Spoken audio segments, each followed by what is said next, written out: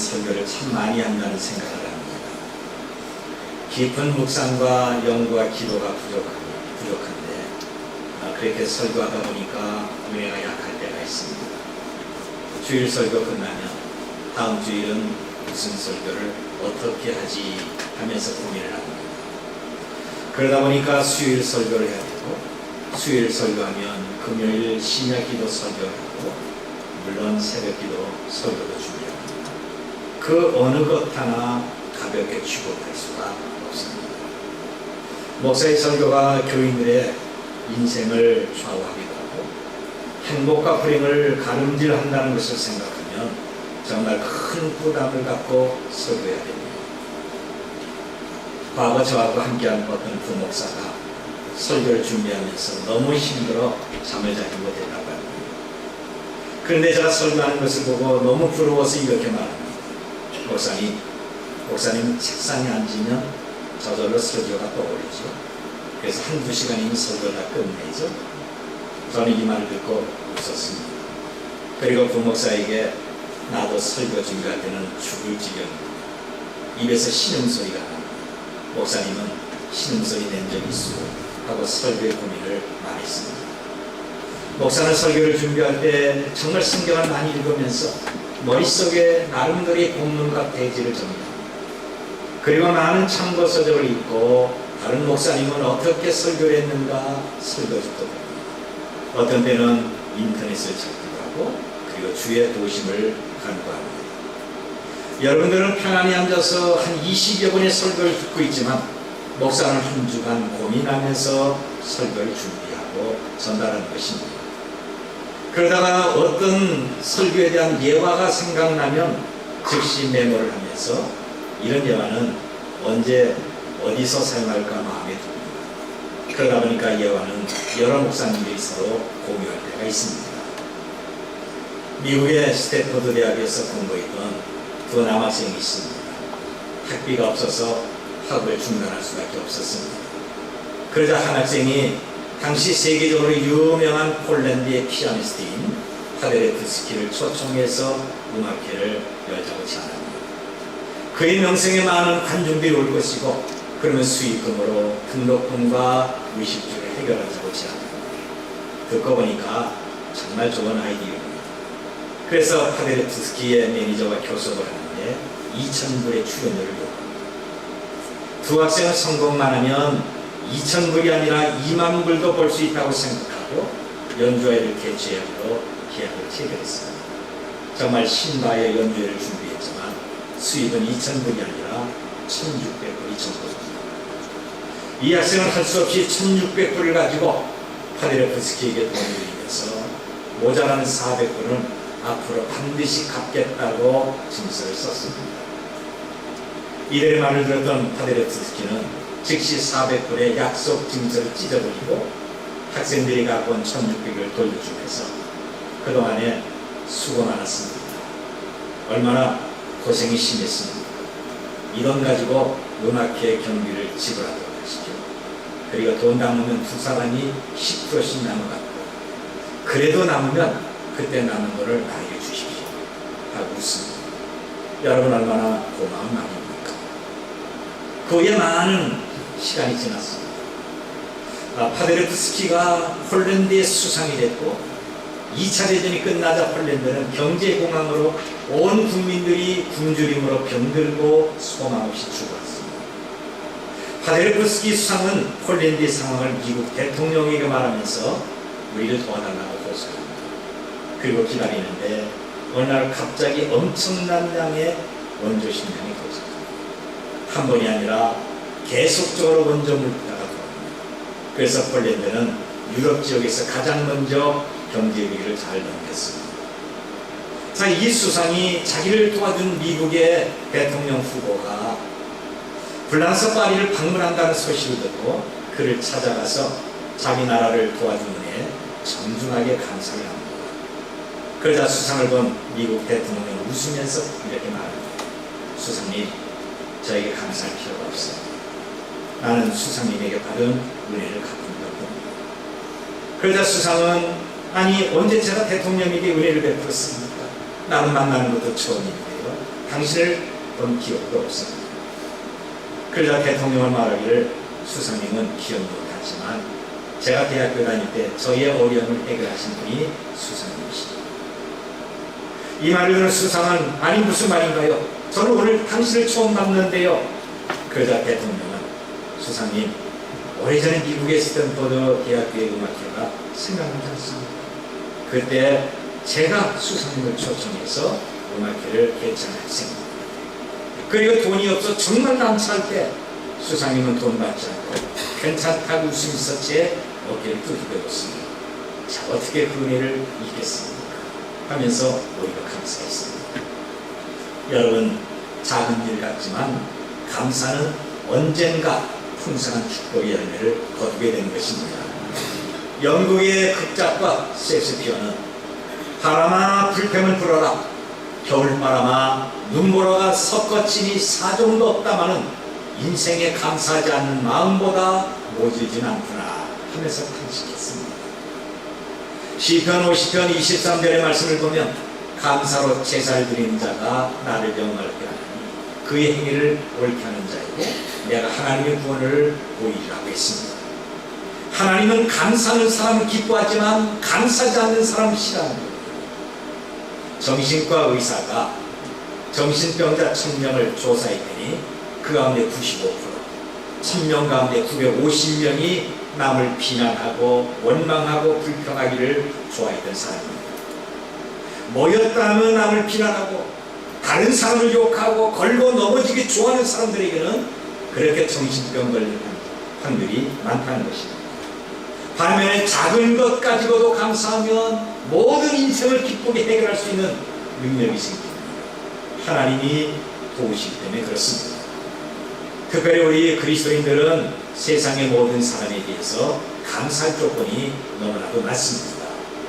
13절을 보니까 주께서 사랑하시는 형제들아 우리가 항상 너희에 관하여 마땅히 하나님께 감사할 것은 그랬습니다. 여러분, 바울은 우리가 하나님 앞에 감사한 것이 마땅하다고 강조하고 있습니다. 다음 주일은 1년을 지켜주시고 일용할 양식을 주셨고 약한 가운데 여기까지 이끄신 하나님 앞에 특별히 감사하는 추수감사주의입니다.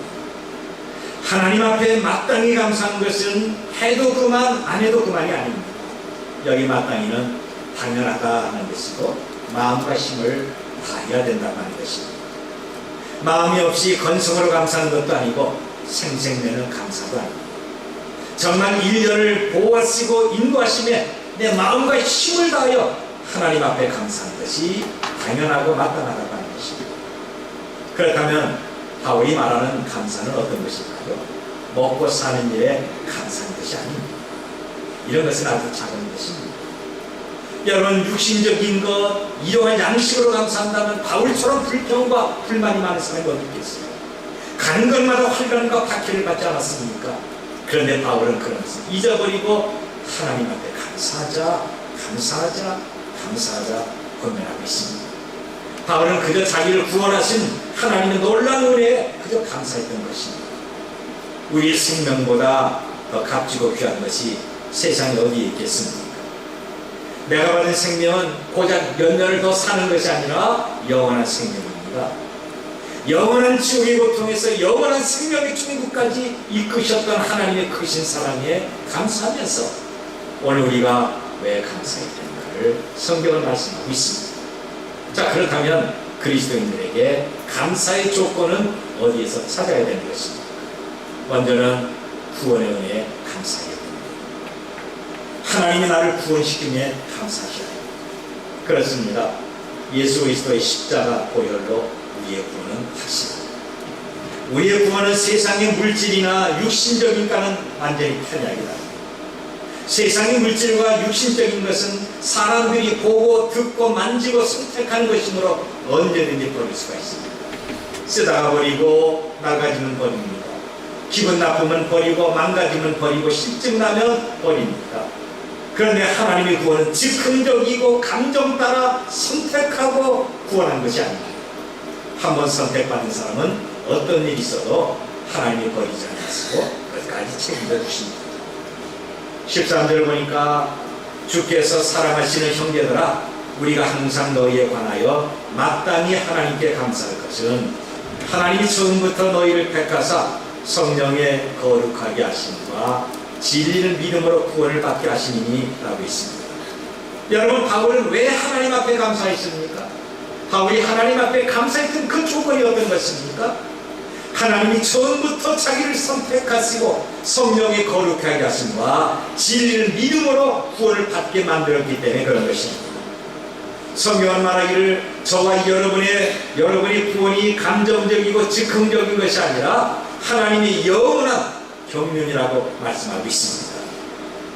고린도전서 2장 7절을 보니까 하나님이 우리의 영광을 위하여 만세전에 미리 정하신 것이라고 있습니다.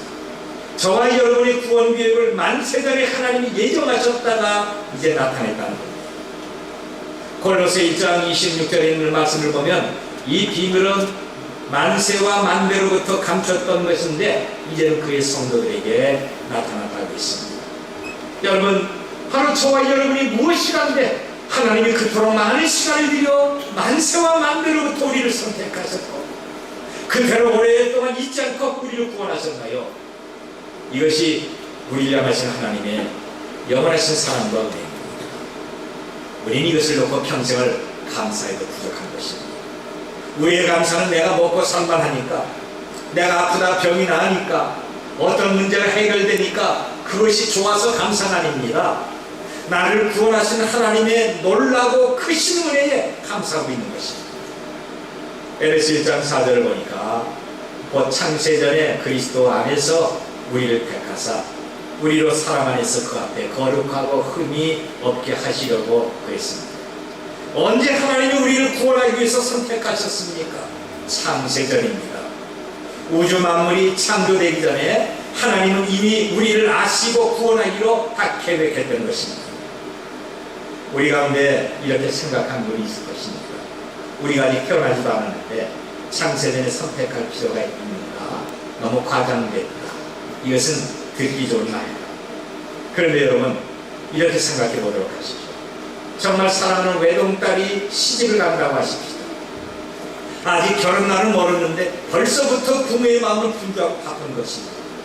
결혼식장을 확인하고 혼수감을 준비합니다. 가구와 주방용품과 가전제품을 구입합니다. 신혼여행비도 알아봅니다. 이것저것 준비하는데 얼마나 많은 시간과 돈과 정성이 들어갑니까? 집안에 결혼용품을 사다가 하나둘 쌓는 거 볼 때 부모님은 벌써 딸이 시집간 기분이 듭니다.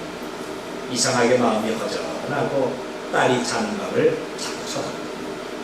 왜 그럴까요? 아직 결혼은 멀었는데 벌써 부모의 마음은 딸이 부모를 떠나 멀리 떨어진 것처럼 느끼기 때문에 그런 것입니다. 우리의 구원이 이렇다고 하는 겁니다. 베드로서 3장 8절을 보니까 사랑하는 자들아, 주께서는 하루가 천년 같고 천년이 하루 같은 이 한 가지를 잊지 말라고 있습니다. 우리가 아직 태어나려면 멀었는데 하나님은 이미 우리가 이 땅에 오실 것을, 태어날 것을 알고 우리의 구원을 완성하셨다고 합니다. 여러분, 성경이 장서전에 우리를 구원하기로 선택하셨다고 여러분 강조하는 것은 그만큼 우리의 구원이 확실하다고 하는 것입니다. 전능하신 성부 하나님이 선택하시고 성자 예수님이 십자가에 죽으셔서 우리 구원의 보증이 되시고 성령께서 우리에게 구원을 가져다 줬던 놀라운 사역을 의심하지 마십시오. 나의 구원은 확실합니다. 내가 죽으면 과연 천국에 들어갈 수가 있는가? 나는 주님 앞에 아무것도 한 것이 없는데 어떻게 천국에 들어갑니까? 의심하지 마십시오. 천국은 내 힘으로 가는 것이 아니라 예수님의 십자가 은혜로 가는 곳입니다. 그러므로 나의 구원이 너무 확실하기 때문에 우리는 하나님 앞에 감사해야 됩니다. 이것이 감사의 첫 번째 조건이 됩니다. 그리고 두 번째는 복을 주시기 위해서 부르신 하나님께 감사해야 됩니다. 하나님 우리를 부를 때 책망하고 때리기 위한 것이 아니라 복 주시기 위해서 불렀습니다. 이 사도 바울은 하나님이 나를 부르심에 대해서 이제 감사하고 있는 겁니다. 바울은 데살로니가에서 성도들이 가르치면서 하나님의 복음으로 너희를 불렀다고 하는 것을 강조하고 있습니다. 여기 14절 보니까 이를 위하여 우리의 복음으로 너희를 부르사 우리 주 예수 그리스도의 영광을 얻게 하려 하십니다. 하나님이 무엇으로 우리를 불렀습니까? 복음으로 부르셨습니다. 여러분, 이 복음으로 우리가 예수 그리스도의 영광을 높이 드러내게 되는 겁니다. 우리가 하나님의 부르심에 순종해서 예수님을 영접하고 교회 생활하는 것이 바로 예수님의 영광입니다. 여러분은 예수님의 영광을 다른 곳에서 찾지 마십시오. 지금 우리가 예수님을 믿고 교회에서 예배하는 그 자체가 우리 주님은 영광 받고 있습니다. 우리가 많은 돈을 벌지 못해도, 내가 많이 배우지 못해도 예수님을 구주로 믿으면 그것이 주 앞에 영광이 되는 겁니다. 사람들이 나를 알아주지 않고 많은 허물과 실수와 약점이 내게 있어도 바로 내가 예수님을 구주로 믿고 하나님을 얘기하면서 주의 이름으로 봉사하는 것, 우리 주님은 그것을 영광으로 받으시고 있는 것입니다. 고린도전서 1장 17절 말씀을 보니까 그리스도께서 나를 보내시면 세례를 베풀게 하려 하신다며 오직 복음을 전하려 하려 하신다. 말의 지혜로 하지 아니하면 그리스도의 십자가가 헛되지 않게 하기 위함이라고 했습니다. 여러분, 복음으로 우리를 부르신 하나님은 우리가 복음을 증거하기를 그토록 원하고 있습니다. 예수님이 12자들을 부르실 때 외롭고 쓸쓸해서 말똥과 흘려고 부른 것이 아닙니다. 이들도 예수님처럼 생명의 말씀을 전하기 위한 것입니다. 예수님이 바울을 부르신 것은 그가 그리스도의 복음을 증거하기 위한 것입니다. 그런데 우리는 어떻습니까? 아직도 구원에 확신이 없는 사람과 예수님을 믿지 않는 사람들에게 복음을 전해야 합니다. 여러분, 이것을 무시하거나 가볍게 취급하면 사명 태만주의에 걸려버리게 되는 겁니다. 아직도 예수님을 말하고 복음을 증거하는 것에 대해서 머뭇거리거나 부끄러워하십니까? 예수님은 우리의 구원을 위해서 십자가의 고난과 부끄러움을 다 참고 견디셨습니다. 우리 가운데 복음을 증거하고 예수님을 말하려고 하는데 가슴이 막 두근거리거든. 저 사람이 예수님을 거절하면 어떻게 될까? 내가 복음을 증거할 때 말문 막히면 어떻게 하지? 그런데 여러분, 아직도 일어나지 않은 일로 미리 겁먹지 마십시오. 미래의 사건 가지고 지금부터 걱정할 필요가 없습니다. 사탄은 우리가 미리 겁을 먹게 함으로 복음을 전하지 못하게 하는 것이죠. 우리는 성령을 의지하여 담대히 복음을 증거하면 그 다음부터 성령께서 알아서 하십니다. 내가 구원시키는 것이 절대로 아닙니다. 우리는 단지 복음을 말하고 교회에 데려오면 됩니다. 그 다음은 하나님의 성령께 맡기도록 하십시오. 그분이 해결하십니다. 사도 바울은 예수님을 믿은 후에 오직 그리스도 십자가만을 자랑한다는 것입니다. 이것은 그가 자랑할 것이 없어서 그런가요? 아닙니다. 바울은 그 당시에 가장 유명한 율법 선생인 가말리엘의 수제자입니다. 순수한 시브리 혈통을 가졌고 사울왕의 직계 후손입니다. 율법적인 열심은 다른 사람들을 능가했던 거죠. 그는 성공과 출세가 보장된 사람입니다. 그런데 모든 것을 다 내려놓고 그리스도의 십자가만을 높이면서 자랑했던 거죠. 왜 그럴까요? 하나님은 죄인된 우리를 복음으로 부르셨기 때문에 그런 것입니다. 이 복음의 중심이 예수 그리스도와 그분의 십자가입니다. 우리가 예수님을 믿고 구원받았다면 당연히 그리스도의 십자가를 자랑하고 우리도 전해야 됩니다. 이것이 구원받은 증거입니다. 사도 바울은 자기가 예수님을 믿고 사도로 부름받은 것을 감사했습니다. 여러분, 오늘 우리의 감사는 무엇입니까? 여러분은 어떤 것으로 감사하겠습니까? 여러분의 감사의 조건은 과연 어떤 것일까요? 로마서 8장 16절과 17절을 보니까 성령이 친히 우리의 영과 더불어 우리가 하나님의 자녀인 것을 증언하시나니 자녀이면 또한 상속자 곧 하나님의 상속자요 그리스도와 함께한 상속자라고 말씀하고 있습니다. 오늘 저와 여러분이 하나님의 부르심에 순종하면 그리스도와 함께 상속자가 된다는 거죠. 어떤 사람은 부모님이 돌아가셨는데 남은 것은 부채만 가지고 있어서 자기가 그 부채를 가져야 됩니다. 어떤 사람은 부모님이 가난하고 가진 것이 아무것도 없어서 상속과는 거리가 멉니다. 어떤 사람은 부모님이 재산이 많은데 다른 사람들에게 물려주므로 자기는 아무것도 갖지 못합니다. 그런데 예수님이 가지신 것은 무한하십니다. 우리가 받을 축복도 무한한 것입니다. 여러분, 바다를 한번 보십시오. 깊고 넓은 바다는 지구상의 모든 강물과 모든 시냇물을 다 흡수하고 있는 겁니다. 언제 바다가 홍수가 나서 범람한 적이 있습니까? 범람한 것은 강물이나 시냇물이지 바다는 아닙니다. 바다에는 풍랑은 있지만 범람한 것이 아니라 모든 물을 흡수하는 것입니다. 예수님이 가진 축복은 바다와 같습니다. 바다보다 깊고 넓습니다. 절대로 모자라지 않고 강물처럼 범람해서 다른 데로 빠져가지 않습니다. 그래서 예수님을 구주로 믿으면 예수님이 가지신 하늘과 땅의 모든 상을 내가 상속받게 되는 것입니다. 그 복이 어떤 것입니까? 예수님이 가진 생명의 복입니다. 예수님이 들어가신 천국이십니다. 예수님이 누리는 모든 영광입니다. 예수님이 지배하는 우주를 우리도 다스립니다. 예수님이 가지신 왕권도 내게 있는 것입니다. 믿으시면 아멘 하십시다. 얼마나 놀라운 일입니다. 우린 그리스도의 상속자입니다. 그리스도가 가졌던 것, 그리스도께 있는 모든 것이 다 내 것이 되는 겁니다. 당연히 감사가 저절로 나와야 되지 않습니까? 그래서 바울은 자기를 부르신 하나님 앞에 감사했던 거죠. 여러분, 우리의 심령에 감사와 기쁨의 씨를 뿌린다고 한다면 하나님은 은혜의 꽃을 피우게 하시고 축복의 풍성한 열매를 맺게 만드시는 겁니다. 그리고 마지막 세 번째로 보면 중보자가 있음을 감사하셔야 됩니다. 우리를 하나님과 연결시키는 중보자는 예수님이십니다. 그분 때문에 감사하셔야 됩니다. 그분이 십자가에 죽으시고 다시 살아나신 예수님이십니다. 그분이 우리를 위하여 기도의 다리를 놓으시고 축복의 다리를 놓으시고 용서와 은혜의 다리를 놓는 중보자십니다. 이제 사도 바울은 선택받은 우리를 위해서 항상 중보하는 어떤 한 분을 소개합니다. 16절을 보니까 우리 주 예수 그리스도와 우리를 사랑하시고 영원한 위로와 좋은 소망을 은혜로 주신 하나님 우리 아버지께서 라고 합니다. 여러분, 누가 우리를 사랑하십니까? 우리를 중보하신 예수 그리스도와 중보자를 통해서 우리를 만나시는 하나님 아버지십니다.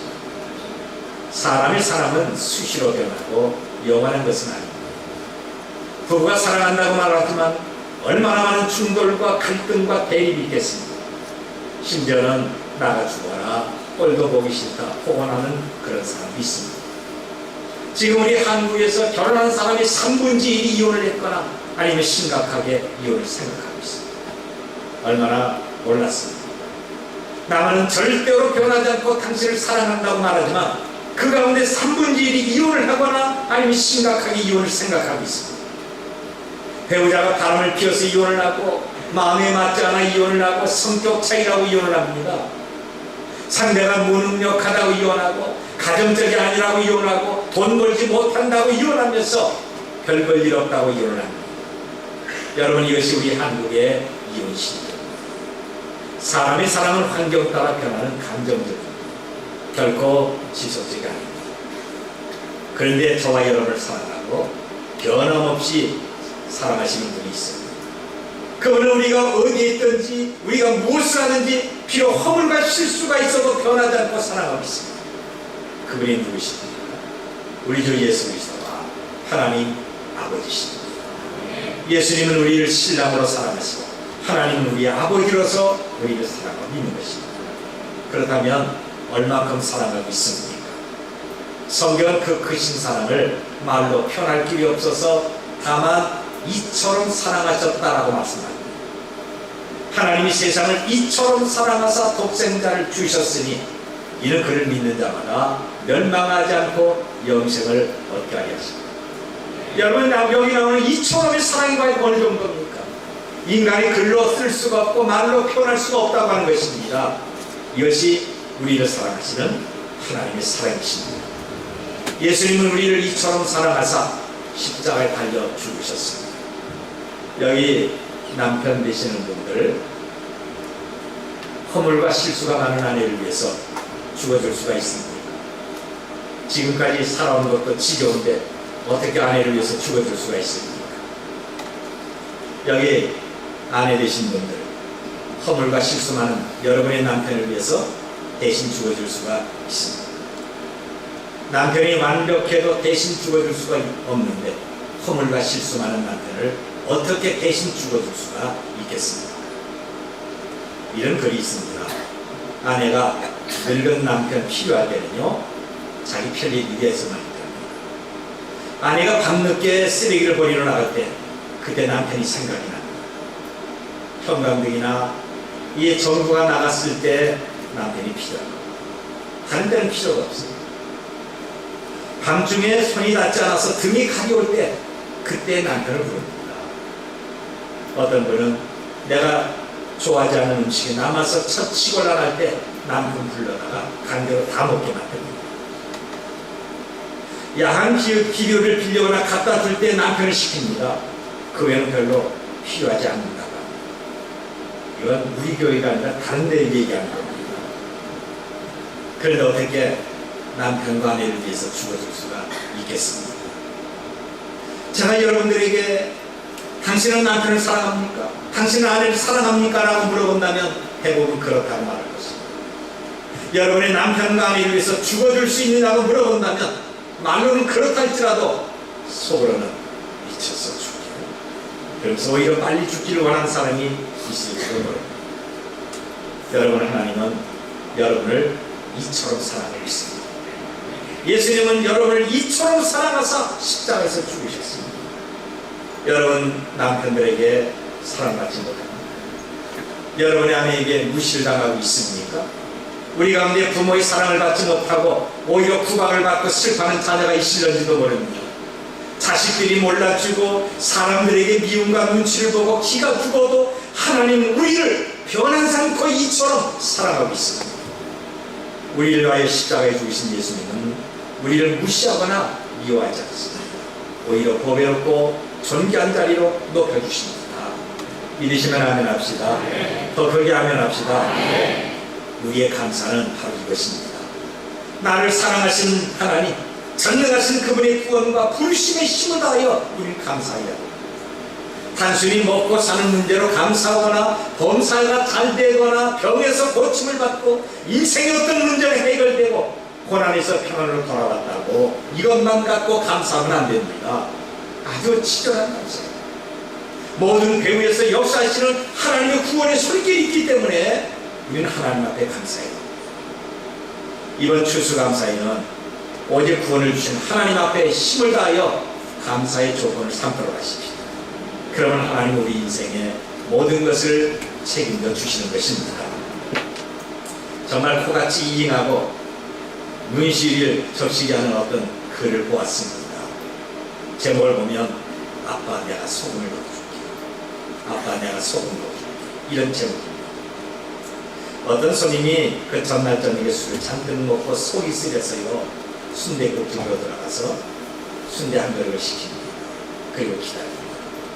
이때 식당 문이 조용히 열리더니 초등학교 1학년 8살쯤 되는 어린 여자아이가 행색이 아주 궁한 앞을 보지 못하고 더듬거리는 어른의 손을 잡고 느릿느릿 식당으로 들어옵니다. 그를 보면 한눈에도 거린이라는 것을 알 수가 있습니다.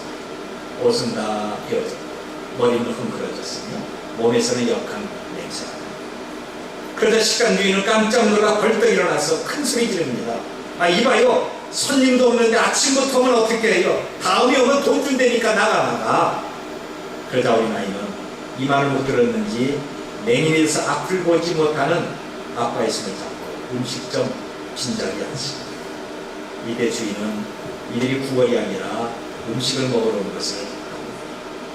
어린아이는, 여자아이는 주인을 보면서 아저씨 여기 순댓국 2그릇 주세요 하고 주문을 합니다. 이 말을 들은 주인은 어린 여자아이를 부릅니다. 그러면서 작은 말로 미안하지만 지금 음식 없어. 거기 예약된 손님이 앉을 테니까 지금 빈자리가 없으니까 나가야 돼. 그러지 않아도 환영받지 못해서 기가 죽은 여자아이는 주인의 말에 금방 심부름하죠. 그리고 사정을 합니다. 아저씨 빨리 먹고 나갈게요. 오늘이 우리 아빠 생일이에요. 그래서 내가 아빠 순댓국 대접하려고 왔어요. 그러면서 아이는 손에 꽉 쥐어져서 구겨지고 눅눅해진 1,000원짜리 몇 장과 그리고 한 주머니에 돈들을 꺼냅니다. 주인은 앞을 보지 못하는 아빠의 생이라는 말에 더 이상 거절할 수가 없어요. 알았다. 그거 빨리 먹고 가야 된다. 술이 먹기 전에 빨리 가야 된다. 그리고 순댓국 두 그릇을 식탁에 갖다 줬어요. 그리고 계산대에 앉아서 물끄러미 부모의 모습을 보고 있어요. 어린 여자아이는 순댓국이 오자 아빠 내가 소금 넣어줄게. 아빠는 그냥 가만히 있어. 그리고 소금 대신에 자기의 국밥 그릇으로 수저를 가져갑니다. 그리고 자기의 국밥에 있는 순대와 고기를 모두 떠서 앞을 보지 못하는 아빠의 그릇을 가득 담아주면서 아빠 이제 됐어. 어서 먹어. 그런데 아저씨가 우리 빨리 먹고 가야 되겠으니까 아빠 빨리 더 먹어야 돼. 내가 김치 얹어줄게. 라고 말합니다. 딸이 말을 들은 맹인 아빠의 눈에는 눈물이 고여 있습니다. 이 광경을 봤던 식당주인은 자기가 한 말과 행동에 대해서 미안해서 고개를 들지 못합니다. 이것을 물끄러미 바라본 그 다른 손님은 그 아이의 음식값을 주인에게 지불하면서 행복은 여기에 있습니다. 나는 인생 행복과 감사를 좋은 환경에서만 찾았는데 여기에 바로 행복이 있습니다. 내가 이들을 위해서 돈을 내도 아깝지 않습니다. 그러면서 밝은 모습으로 식당을 나아갑니다. 여러분, 우리 인생의 행복과 감사의 조건으로 먹고 사는 것에 찾고 있지 않습니다. 내가 환경이 좋으면 감사를 하고 내가 환경이 나쁘면 오히려 불평하면서 하나님 앞에 원망하고 있지 않습니까? 너무 치사한 것입니다. 다음 주일은 1년을 먹게 하시고 지켜주시면서 여기까지 인도하신 하나님 앞에 마음과 힘을 다하여 감사하는 추수감사주입니다. 지금부터 일주일 동안 감사의 조건을 찾도록 하십시오. 우리가 왜 감사해야 되는지, 우리가 무엇 때문에 하나님 앞에 감사해야 되는지, 내가 돈을 조금 더 많이 벌었거나 취직했다고 감사가 아닙니다. 걱정거리가 덜었다고 그것 가지고 기뻐하면서 감사의 조건 삼지 마십시오.